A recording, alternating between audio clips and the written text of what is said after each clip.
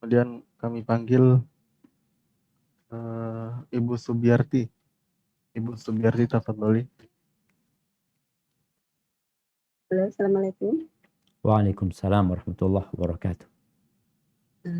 Assalamualaikum Ustaz, semoga Ustaz dalam keadaan sehat, diridhoi Allah, diberkahi Allah. Allahumma amin. Maaf Ustaz, saya dari Jogja kembali tanya minggu kemarin. Siap. Saya ingin menanyakan pelajaran tentang minggu kemarin tentang rukun haji ya Ustaz. Ya. Kalau rukun haji kan ada 4. Ya. Ya, salah satunya adalah wukuf di Arafah. Ya. Pertanyaan saya, amalan apa sajakah yang dilakukan ketika di Arafah? Dan tip-tip apa mungkin karena itu waktunya agak lama ya Ustaz, dari betul. Itu tip-tip apa biar kita nggak bosen atau seperti apa itu Ustaz? Itu yang pertama. Yang kedua di luar konteks ini Ustaz, tentang riba. Saya kan PNS, terus kalau di instansi itu sudah bukan rahasia umum lagi, ada kerjasama antara bank dengan kantor instansi tersebut. Ada beberapa MOU yang dijanjikan, salah satunya memberikan kredit kepada karyawannya. Siap. Yang menjadi pertanyaan saya itu 4 tahun terakhir ini itu dikasih tugas untuk menjadi bendahara gaji, dan itu saya tidak bisa menolak karena posisi-posisi tertentu pada PNS harus dipegang yang PNS. Qadarullah di tempat saya PNS-nya tinggal beberapa orang. Ya. Nah, saya itu kan di MOU itu tugas saya yang memberikan alfalis itu pimpinan kami. Terus saya sebagai bendahara hanya memberikan keterangan gaji dan memotong gaji itu. Dan saya juga diberikan honor tiap bulan, Ustadz.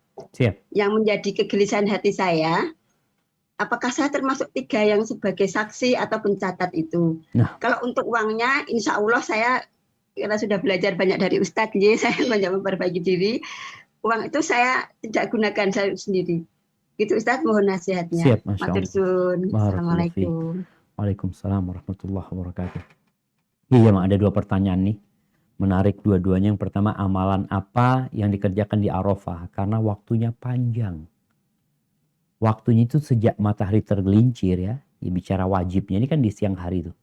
Sejak matahari tergelincir sampai matahari terbenam. Rasulullah SAW sholat duhur, asar jamak. Beliau berceramah di Arafah. Kemudian wukuf. Beliau wukuf di bawah Jabal Arafah. Ini kenal dengan Jabal Rahmah. Di bawah bebatuan besar itu beliau wukuf di sana. Beliau mengatakan aqifuha huna wa Arafah kulluha mauqif. Aku wukuf di sini dan Arafah tempat wukuf semuanya.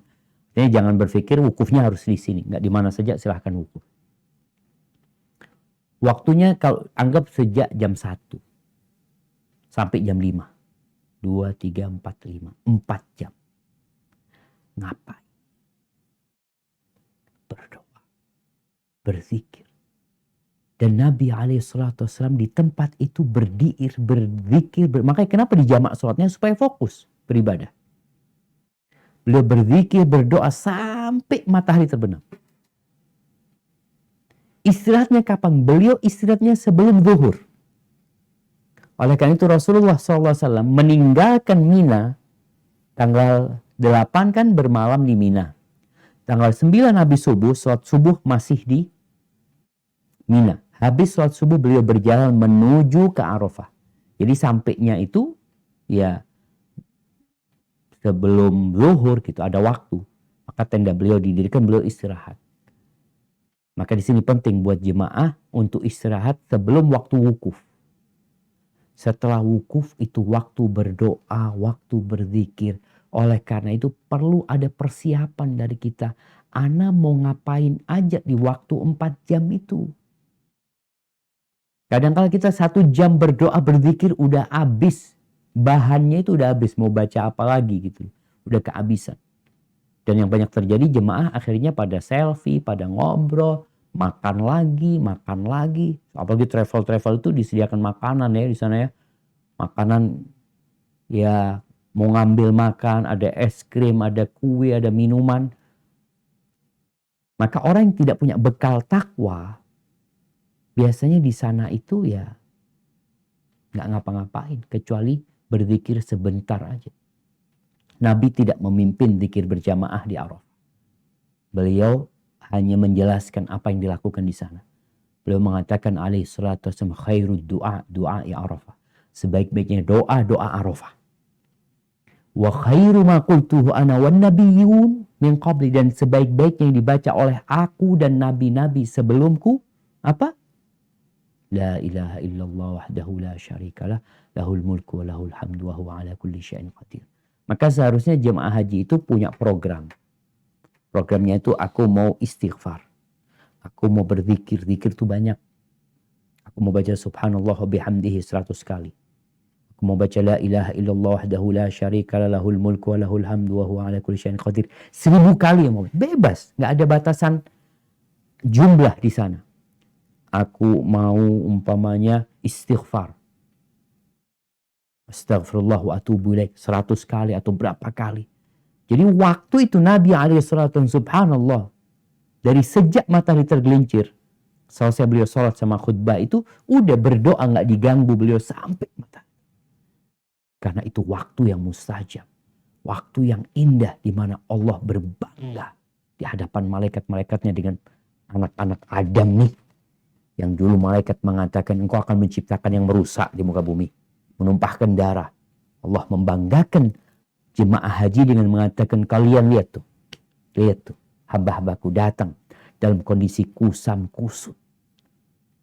Jadi itu yang dilakukan oleh jemaah haji.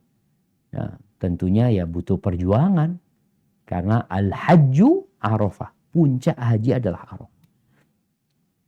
Kemudian pertanyaan yang kedua tadi berkaitan dengan posisi PNS ya.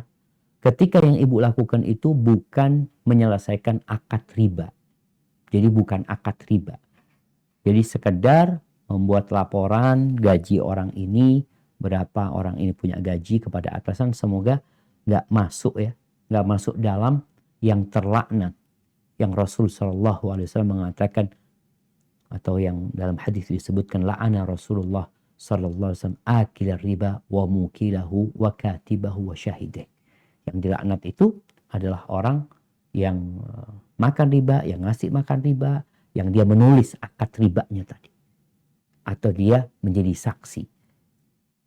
Jadi kalau dikatakan ibu memang tidak ada urusan sama ribanya, sebenarnya sama sekali hanya atasan minta laporan gaji ini berapa, dikasih tahu gaji dia sekian gitu loh. Tapi untuk berhati-hati tadi Bu, alhamdulillah uang honor yang didapat dari itu tidak dimakan. Semoga itu akan lebih menjaga kita. Hadza wallahu a'lam bissawab.